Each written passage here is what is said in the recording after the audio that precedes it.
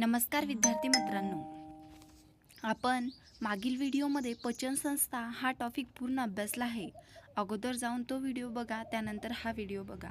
आपण त्या टॉपिकवर आता 50 MCQs घेणार आहोत. हे GNM, ANM, आरोग्यसेवक, सेविका यांच्यासाठी खूप उपयुक्त ठरणार आहे. चला तर मग आजच्या व्हिडिओला सुरुवात करू. प्रश्न पहिला, पचनसंस्थेची सुरुवात कोणत्या अवयवापासून होते? तर याचं उत्तर आहे बघा, तोंड. प्रश्न क्रमांक 2, अन्न चावण्याचे कार्य कोण करते? तर याचं उत्तर आहे दात. प्रश्न क्रमांक 3, लाळ कोणत्या ग्रंथीतून तयार होते? तर याचं उत्तर आहे लाळ ग्रंथी.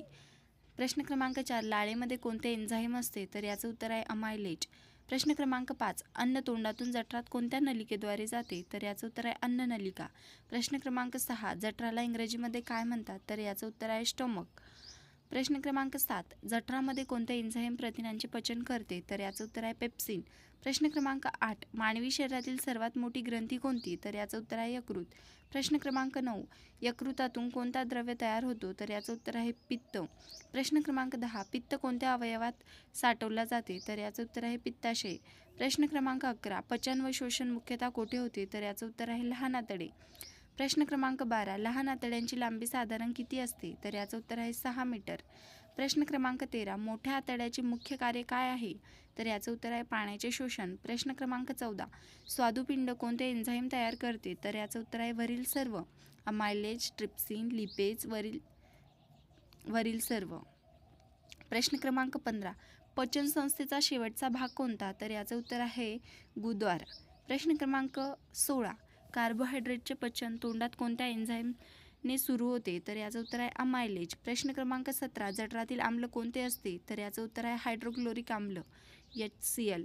प्रश्न क्रमांक 18, पित्ताचा मुख्य उपयोग काय आहे? तर याचं उत्तर आहे चरबीचे इन्फ्लॅमिकेशन. प्रश्न क्रमांक 19, लहान आतड्याचा भाग किती आहे? तर याचं उत्तर आहे 3.